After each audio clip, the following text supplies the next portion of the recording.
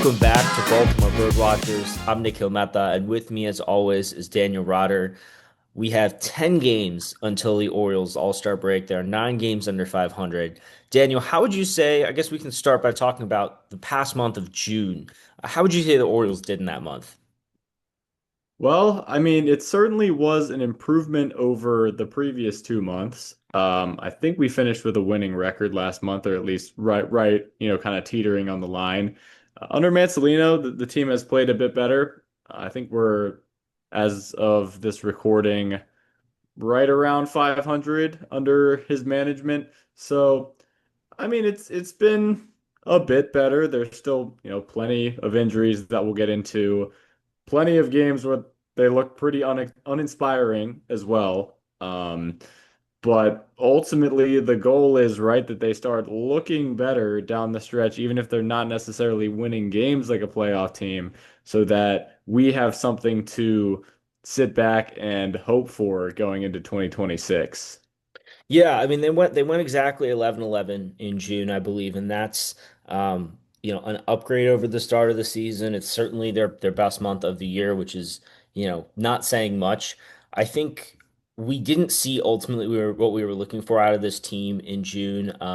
They had a couple really nice wins though, and that's where I'd like to start today actually is talking about particularly last Friday's win against the Rays, that 22-8 outpour of offense. It felt like the offense that had been just bottled up intermittently throughout the season finally burst forth in that game. And then Monday night's extra innings win against the Rangers was, I think, a really resilient win by the offense. Even though the pitching gave up the lead, they rallied in extras twice and didn't just get pushed that runner from second base across. They scored a number of runs, both in the 10th and the 11th. I thought that was really encouraging, particularly with how Gunnar Henderson has started to swing the bat lately. He's a guy who we talked about on this podcast recently, as having come back from that injury to start the year, and just took longer than we expected to find that Gunnar Henderson form last year that had him in MVP talks. Um, the other main takeaways I have from that game are guys like Hauser, Ramones, Lurias, and Oriano are all kind of settling into a groove. It's not the kind of wins that I'm not trying to make the argument that those wins are the kind of wins that are going to turn this team around. But I do think that it does show what the roster has in terms of the bats on it. And that is something that I think we've been kind of looking for and waiting for all season. Certainly, they were both really gutsy performances. I mean, I can tell you with the Rays game, just watching it, knowing that we were facing a solid pitcher in Ryan Pepio when we went down 6-0, I I was considering turning it off, honestly. I just thought like here we go again. This is going to be another tough one to watch, and I might as well spare myself the pain early on. But I stuck with it, and we battled back immediately, right? We got four in the second after the Rays put up six, and then we kept going, and then obviously really poured it on at the end, especially when they brought in a position player to pitch. So that was definitely an entertaining win and a nice one to kind of rejoice in, especially considering how the Reds dealt a loss like that to us earlier in the year. And the Red Sox dealt one of a similar margin as well. So we've definitely been on the other end of those massive beatings this year. So to have one of those go in our favor was, kind of just nice, just comforting to see as a fan. And then in the Rangers game, that one was more of a competitive win, battling, took it to extras, scratched runs across in the 10th. They matched us. And then in the 11th, against it, or yeah, I think it was in the 11th, right, when we poured all those runs on. We faced Robert Garcia, who had just pitched well in the 10th. We only got one across in the 10th off of him, and it was not earned. He's been getting a lot of closing chances for them, and then a nice lefty home run for Gunnar in that first at bat, to make us feel good going into the bottom half. And then, as you mentioned, we continue to put more runs on the board, feel very secure, and locking that game up, which was really nice to see, knowing especially that we were facing DeGrom and Eovaldi in the 2 games after that. Again, to just feel like we're staying competitive in series, right? Not getting swept. Just thinking that, right, there's something to this team that shows they have fight, shows there's something to kind of look forward to in next year's squad, really. Yeah, and I think we've talked a lot about, the kind of the fundamental issues with this roster, and a lot of times that discussion is centered around the pitching staff, whereas our frustrations with how the team is playing on the field are more connected to the hitting. And so the area that it feels like the team can succeed in is on offense with this roster, right? And so it was frustrating earlier in the season when you'd see Adley struggling. Of course, he's on the IL now, but Adley struggling, Gunnar struggling, Westberg and Cowser were both injured. It was frustrating because this offense was actually built okay. It just could not get its legs underneath it to start the season with guys rotating in and out. And even though that is still happening, especially at catcher, which is a topic we're going to get to shortly after this, seeing this offense be able to build some wins and some rallies. They had 44 total bases in that Tampa Bay win. A lot of extra base hits, and that, like you say, is both nice to see as a fan, but I think even more so, it substantiates that this on the offensive side of this roster, they do have a roster that is capable of competing. Of course, like we've discussed throughout the year, the pitching has largely been the issue. It was an issue in both of those wins. The starting pitching against the Rays and the relief pitching in extra innings in the 10th against the Rangers, giving up that 3-run lead that, they pushed across 7 runs in extra innings, and it really shouldn't take more than two, more than three, really, for the away team to win in extra innings, even with that runner on second base. So I think those are not. I think earlier in the season we may have looked at those wins as more statement wins about the team's resilience and ability to turn around. To me, it more substantiates that looking into the future, the core bats that this roster is built around are viable to support a playoff team. I hope so. I mean, honestly, as you mentioned, Laureano and Arias, and to give them their flowers, I mean, they have been some guys who have really come up huge for us, and they are, dare I say, not core guys, right? Like, I feel like we've gotten a lot of production from guys who are not core guys, and we've kind of been questioning that of the guys who are our core. So to kind of, I mean, I don't know necessarily that we can say our core is something that we can really feel good about for next year. I think we briefly talked about this, whether Rutschman, Westberg, Cowser, whether all of them really should be on the roster for the long term, or whether we should move one of them as a chip in a potential trade for an established young pitcher. I mean, with Westberg, it's been the injuries. They're never ending. The second hand injury this week is so frustrating. With Cowser, I mean, he's tooled out. Look, he has great power, good defense out there in the outfield. But, I mean, is he going to be a perennial all-star player or anything? I think that's kind of to be determined with how much he strikes out. And then with Adley, again, we've been talking about the bat speed. Is there ever going to be good power in that bat? I mean, he's got to hit for a good average, I feel like, to really produce like solid numbers. So he's probably the guy that ownership would be, really unlikely to move, right? He's kind of their golden child, number one overall pick, catcher, super marketable. I'd be really surprised if they moved off of him, but I think it's definitely worth discussing, how entrenched are Westberg and Cowser into this core, and I think they have to show us that they should be for the rest of the season. Yeah, I mean, I think has kind of obviously he was out for a while with the injury, and he came back, and it hasn't been until the last week or so that he's really settled back into the lineup. Westberg, like you say, it's a matter of injuries, but I think that is something that hurts his trade value anytime soon because teams just won't be confident that they'll be able to get anything out of him if they're trading for him that year. So, I think. Like I said about Gunnar earlier, that's a constant. We have Jackson Holiday is an All-Star finalist. He's really come along this year. I do agree. I think a lot of it revolves around Rutschman, and if one of the things that people were so excited about with Rutschman is having a plus offensive catcher, in addition to a plus defense, but having a guy who can really contribute from that spot is really key. You see how much that's helping the Mariners in Seattle, for example. And so not, Rushman probably isn't going to reach that power level. But even if he can reach like a 30 home run guy, but it's not clear that he can do that. But it's it's one of those things where, like I said about the roster construction, those aren't things that I would qualify as errors or, things that Elias has done wrong on the offensive side of the ball. O'Neal, on IL, not the best investment, knowing the injury history. Really, really started hot and then was not very good for the rest of the time that he was healthy until he got injured. But for the most part, like the bats that they've brought up and developed, a couple signings they've made, like Laureano, have done okay. So I think that those wins at least let you know that that you can continue to build this offense, and that's going to continue to be your centerpiece heading into next year. That ideally you're not looking to upgrade the too many bats this offseason as the younger guys, especially like Mayo, who got his first home run, albeit off a position pitcher in that Friday game. It kind of to me it at least says that you're going to go to this offseason looking for heavier investment in starting pitching.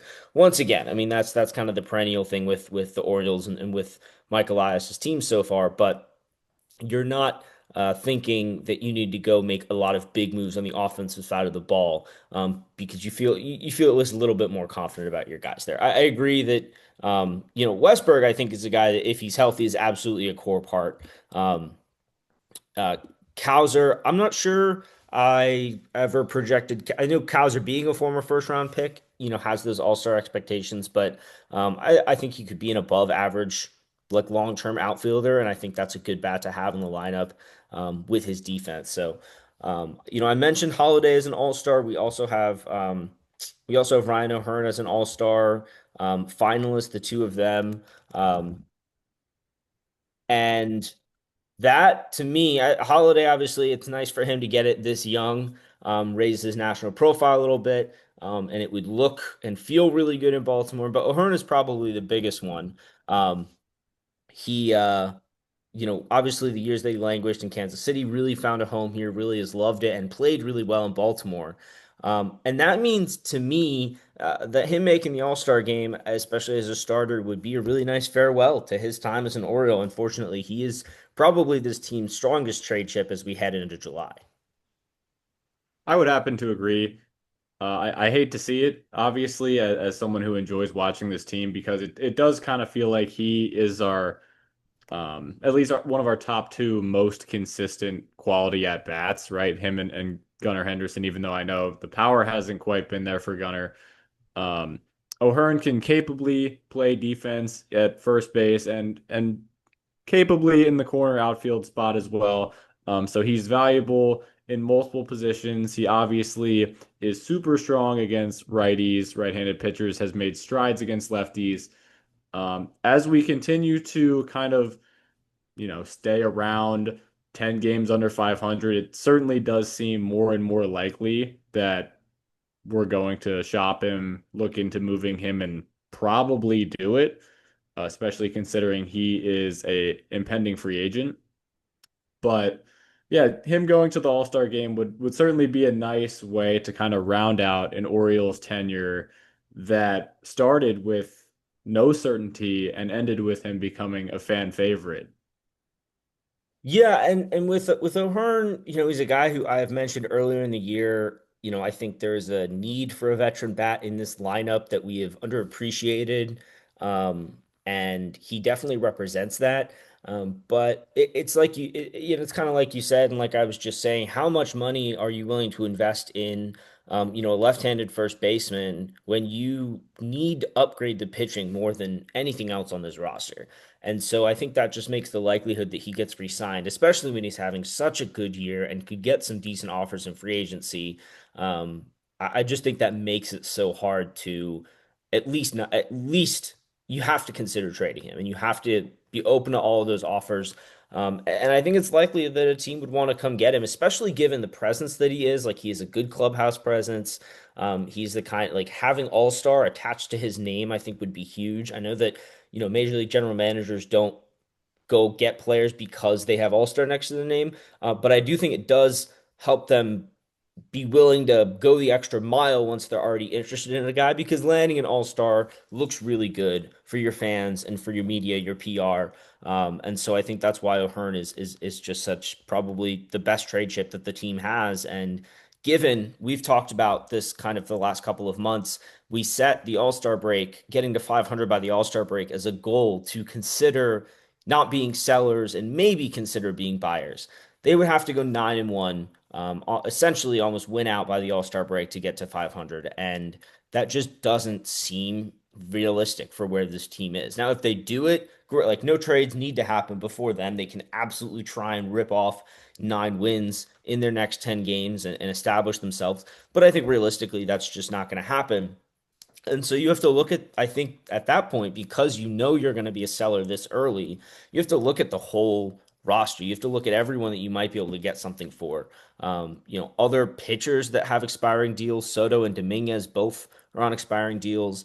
Sagano and Eflin both on expiring deals. Eflin, of course, landed on the IL again recently. Sagano has his star has definitely fallen. Looked really good the first couple of months of the year, but had a really rough June. And so that I think that makes it hard for both Eflin and Sagano to move them. Soto has been, I think, just wildly inconsistent. I think Dominguez is probably the strongest trade chip that they have on the pitching staff in the bullpen. And then you have a couple guys that you have a little team control over. So Ramon Reyes has an arbitration year left. Laureano and Kittredge both have club options. So a team that is looking for a guy that they might want to keep on the roster for another year might come calling about those players. And at this point, obviously, you have to pick up the phone. Oh, certainly. The phone lines are open for any player on an expiring deal, 100%. And really, there's not many players I think that are strictly off limits. I mean, I was saying, how entrenched are Westberg and Cows or into the team's core? Like, obviously, they're not getting moved at the deadline. This is the kind of thing that I think in the off season at the winter meetings, right? All the executives get together. If someone's shopping a really good young pitcher and they're like, yeah, we don't really want Kobe Mayo that bad. We want Westberg or Cowser. It's like, okay, how much do we really balk at that? Is what I was saying. I don't think they're going to get moved. I don't expect them to get moved. I think it's just worth considering right now. But when we're looking at the deadline, yeah, any expiring asset can get moved, although I don't think a lot of them are very desirable, as you were saying, especially on the pitching side. But there's probably a place for a lot of them for a small return. Like you mentioned Soto's inconsistent, but he does have a big fastball and he's a lefty, so I'm sure a team would be interested in his services. Even though Cedric Mullins has been struggling, he's a center fielder, he's a lefty, he's established. There's been a lot of buzz about the Astros because they're weak in center field. That's possible. Right.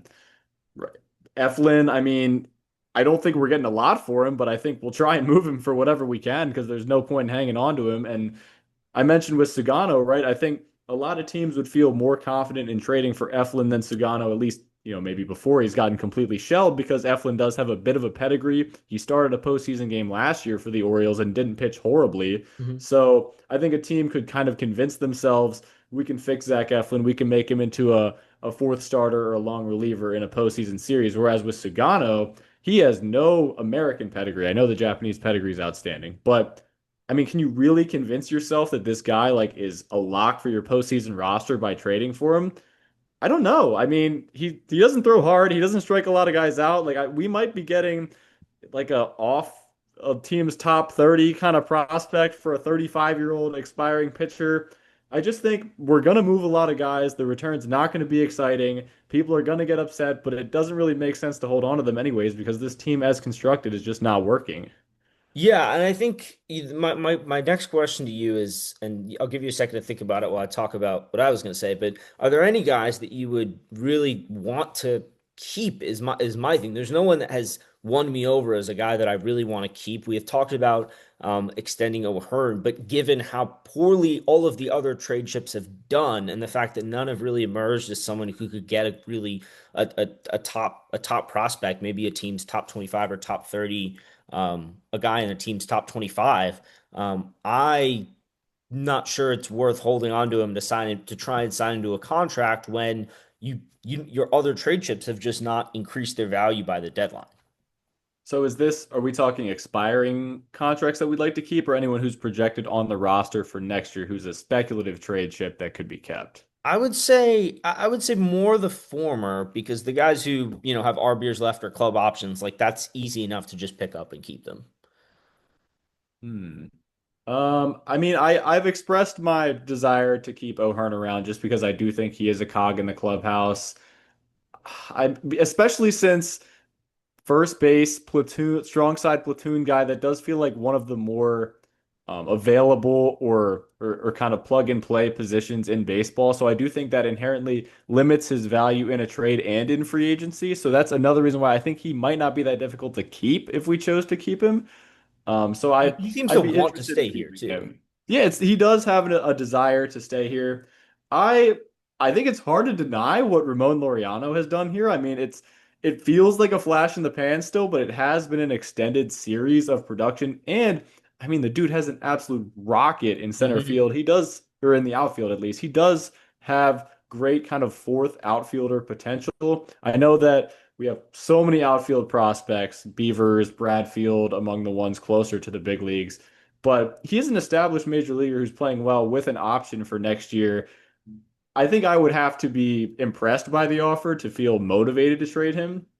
But I mean, with the pitchers, I think I said at the beginning of the year with Eflin, I don't have a strong desire to keep him. He just doesn't seem like the kind of guy who projects well as he ages. I mean, he already doesn't miss a lot of bats. He doesn't throw hard. I think I said earlier in the year he's a fringe top 50 pitcher going into the year when he was coming off of a good year, and now he's nowhere near that. So I'm fine with letting him walk. Same with any of the bullpen guys. Like, look, Dominguez and Soto, I like how they both throw hard, but it does kind of feel like you can piece together a bullpen however you want. Honestly, I mean, they're not going to get a ton of money in free agency. You could explore re-signing them this offseason, but might as well trade them for whatever value you can get too. So with a lot of these guys, it's a little bit conditional. It's like I'm okay with seeing you walk, but there could be a role for you here if we elected for you to stay. Yeah, I think it's a matter of what you can get out of them from the trade deadline. This is what I was kind of ruling before is that we talked earlier in the season. I think Mountcastle was a guy who obviously we would have loved to have seen have a strong first half and bump up his trade value. And Mullins we've talked about all year, the relievers we've talked about, and none of them have really emerged as guys that teams are really going to go hunting for at the trade deadline. Now there'll be interest like you've talked about, but it's more likely to be specific interest on a team that thinks they have a fit for that specific player than it is the player has performed so well that several teams are coming in trying to get him, and that just limits the return you can get, which is definitely disappointing. We've talked about it a couple times so far. These injuries that continue to pop up, also being a huge issue this season. It's people have noted that the Orioles fired their strength and conditioning coach after last season, which I think we felt at times with the pitching staff, especially last year was a really rough year in terms of injury, and then this year has been even worse. Maybe not in terms of season-ending injuries, but just in terms of guys constantly rotating on and off the IL. In is it better to have one guy down for the season or four guys miss, a month here and there? I don't know. And so, we've seen the impact that has on the lineup, all of the reshuffling. Um, and the biggest place where that's having an impact is behind the plate. Gary Sanchez comes out and does really, really surprisingly well after Adley Rutschman goes on the IL. And, maybe with Adley, like we've talked about, it just seems like something has been off. Maybe the IL stint is going to help him figure out whatever's going on and get back to the Adley that we thought we'd seen. And it looked like Sanchez was going to be able to fill in capably in the meantime. And now he's having scans done on his wrist. I don't know if Mantzolino said anything in his pregame presser today, or if he's had it yet. Um, but Chadwick Trump also on the IL. I think Handley is also on the IL right now, and so I mean their catchers are Jacob Stallings, is I think might have to start today if Sanchez's scans didn't come back, and they will need. I don't know if they've made the move yet, but they would need to make a move to bring up a backup catcher for today's game. So Sanchez is in the lineup as DH today. Stallings is catching. Okay. So that's, I mean, a slightly better sign, that he's still in the lineup. Obviously, he's been horrible defensively, and that has been just really frustrating to watch going from him to Adley. That maybe his bat's been better than Adley's has lately, but the defense has just not been there. Really, this brings the question that a lot of people have been talking about: is it time for Samuel Basallo to come to Major League Baseball? We again, it's the 10-day IL for Rushman and Trump. It's the 7-day for Handley. So these guys aren't out for long term. If Sanchez is fine moving forward, then you probably safe to say that they're not going to bring up Basallo. Um, but I think kind of in line with that trade discussion that we had, you have to consider some things. We talked about this in our last episode about getting weird. Um, Brandon Young has not pitched well in his starts by any means, but I have appreciated that he has come up and made some starts after doing pretty well in AAA, and that's the kind of thing that we talked about in that episode. So, what's your take on Basayo? Do you think he should stay up, or do you think he should stay in AAA? Do you think it's time for him to come up? I know a lot of people feel really strongly that he needs to come up. And if we were bringing him up exclusively as a designated hitter and just opening up the role for him and saying, this is your spot, you'll be playing here 5 to 6 times a week, or maybe one catching appearance, I'd be like, okay, I'm all right with that. That sounds good. But it does kind of feel like as with many of the other Orioles players, that there would be a lot of coddling, protecting him from certain matchups, playing inconsistently. And I just worry that that will get him out of this, godly groove that he's been on in AAA. And I'm okay with letting him persist in AAA for a bit longer, personally, really get the defense down because we've already seen having Gary Sanchez, right? How kind of unbearable it is to be bad defensively. I'm not saying he's bad defensively, but he is 20 years old. There are certainly going to be some growing pains as he adjusts to working with a major league staff on a day-to-day basis. Um, and since the team is already not very good anyways, I don't see why we need to, and I think Mike Elias is thinking the same thing, which is why he hasn't been brought up as an injury replacement, is why do we need to rush this 20-year-old future superstar bat along in a season that's kind of going down the gutter anyways? I think you will see him. I would like for him to be up at some point, but we're only at the halfway mark now. And if he struggles, you're looking at sending him back down. We might already be looking at sending him back down if Sanchez continues to hit. So I kind of would, and there is just an established place for him to play every day. Most days, um, have a role, and stay with the team for the rest of the season. Yeah, I think if Sanchez the fact that they said Sanchez was getting scans, to me made me think that it could be something more. Him being in the lineup tells me maybe he won't catch for a couple days, but he should be okay and avoid an IL stint. If it was going to be something serious, 15-day IL stint, but not really knowing when he get back, I think that would be a point where you would really have to consider bringing up Basallo just almost out of pure necessity. I know there are other catchers they can bring up, but to be frank, they've already kind of exhausted that with Trump and Handley and Stallings. At that point, you'd either have to bring up someone who is probably just not ready for the major leagues and just be willing to sacrifice that spot in the lineup. And I just don't think that's good practice when you can bring up Basayo, get him major league exposure, get him reps. But I think more likely now for Basayo, it's much later in the year. Maybe if the team deals O'Hearn and there's still some murkiness around Adley's situation. They think about bringing up Basayo after the trade deadline, and maybe he plays some first base, even though he really hasn't he's done well when he's played there in AAA, but he still hasn't done a lot of it. And so again, it's very, like you say about catcher, it's very unclear if a 20-year-old who hasn't played that much first base is going to be able to come up and just do it at a high level right away. But it is one of the things with injuries is that sometimes these things are born out of necessity, and so I think if you move O'Hearn and there isn't a clear return for Adley, I think you have to at least consider it because I know, like you've said, there is all this coddling that they do with these players, but I think if they did it with your approach, if they did it the right way, after the All-Star break, if they move O'Hearn, I think that could be a way for him to come up and just plug through it. Like the 200 at bats that every Orioles prospect, for whatever reason, has needed to find their footing in Major League Baseball in a way that I feel like is not the case for other teams' prospects, although that's not a conversation we should get into right now. But he can just eat a big chunk of those at bats this year, and then hopefully next year maybe be ready to break camp with the team, be on the roster opening day and maybe hit the ground more running. I know we've said that about every prospect coming up late in the season for the last couple of years, but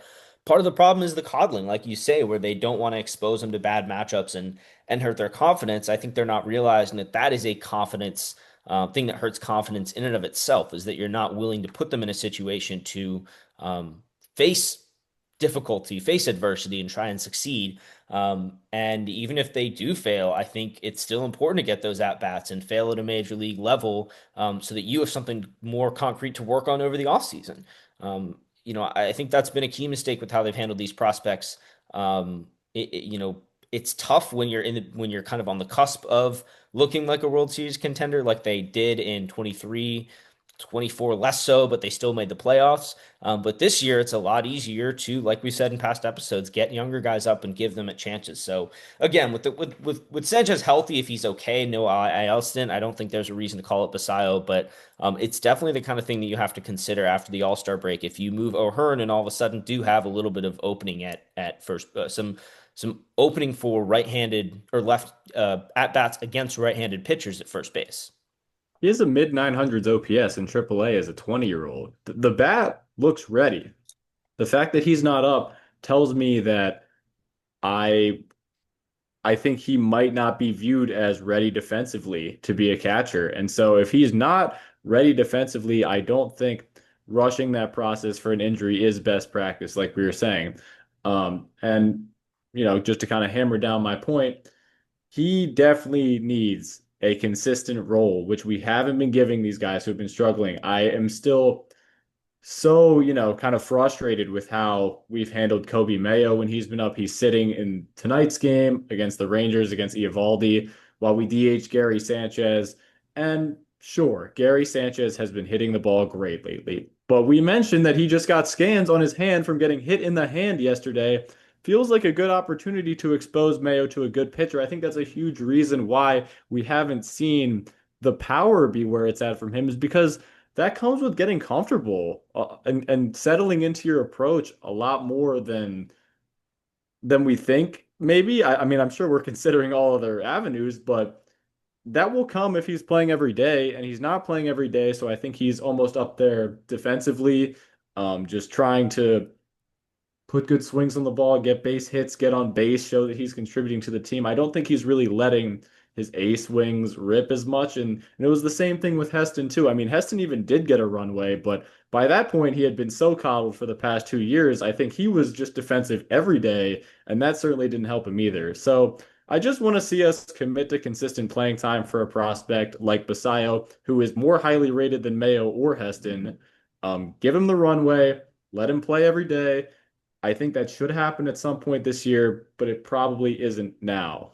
Yeah, and I think your point matters about Mayo matters in two ways. One, you already have one guy who's struggling to get consistent playing time, who plays part-time at first base. You already have one guy who's struggling to get that consistent playing time.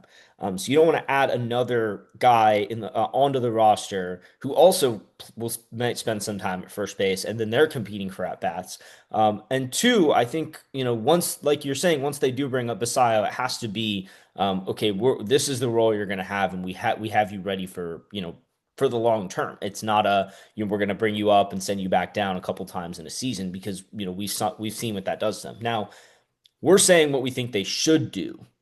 What they will do, I think, is bring him up maybe late this season. He'll get very limited exposure. He'll probably even start next year in the minor leagues, and they'll bring him up partway through the year, make a big fanfare about it, and then not play him that much. That kind of seems like where it's headed, because it's what they've done with a lot of their prospects, and I think that is a key thing, a key organizational philosophy that needs to change this offseason, this season, if they can, starting with Mayo. So the Orioles' first pitch in Texas is about an hour after we're finishing up this podcast here. So we'll see how they're able to close out this series and maybe start a run to the All-Star break. Even then, you rip off 7, 8 wins. I'm not sure I'm moved enough. I think it has to be 9 or 10 for me to feel better about the direction of this team, which Like we said, as much as we love that to happen, just doesn't seem realistic. So the rest of the year is it's about development, and it's about development, and it's about getting what you can for those guys, like we talked about in today's episode. I think in a future episode, Daniel, we'd definitely love to bring some, maybe look around the major league for some prospects that you might be interested in. I know it's hard to project this early because you don't know exactly who's going to be buying or selling, or even what prospects those sellers might be willing to, or those buyers might be willing to part way with. But I definitely want to talk a little bit more about that in a future episode. Any last comments before we log off here? Yeah, so big news actually just dropped for the Orioles. Our guy Ryan O'Hearn was named All-Star starter There we officially, so go. he'll be the starting DH, a huge beneficiary from Rafael Devers getting traded to the Yep. Giants. But I mean, what an accomplishment for the guy. We touched on it earlier. DFA'd by the Royals, comes over here, gets sent to AAA, works his way up with quality at bats, and he really has been a great player this year. Couldn't have happened to a better person. Jackson Holliday did finish in second to Gleyber Torres in that voting, so he will not be starting in the All-Star game. But I'm just really happy for the guy, and it's really gonna hurt to see him go as somebody who follows this team so closely. But he'll land on his feet. Whatever happens to him, he'll land on his feet at this point. I think his mindset is just so locked in. He's figured out who he is as a player, and His approach we'll is get one to that see I it. think will age well. The way that he talks about hitting with two strikes. I know that I'm a very Moneyball pill kind of guy, but the way that he talks about opposing pitchers reminds me of Scott Hatteberg. Hatteberg wasn't necessarily maybe as like adversarial, or the way that he was portrayed at least in Moneyball wasn't as adversarial as like I want to frustrate this guy, but O'Hearn seems to really want to get inside his other pitchers' heads, and it helps the rest of the lineup too. And so he's a guy that I think is going to be very valued. So disappointing news for the kid, for Jackson Holiday, but what a big thing for the vet. So deserving, and that's something that really will mean something not just to him, but to that whole clubhouse because of how much a leader he's been. So congratulations to Ryan O'Hearn. What a fantastic note to end this episode on. Just a little beam of sunshine into what has been a pretty dark Orioles season. But we're going to continue talking about it. Daniel, thank you so much for joining me as always, and thank you to everyone who tuned in. We'll see you next time. 1, 2.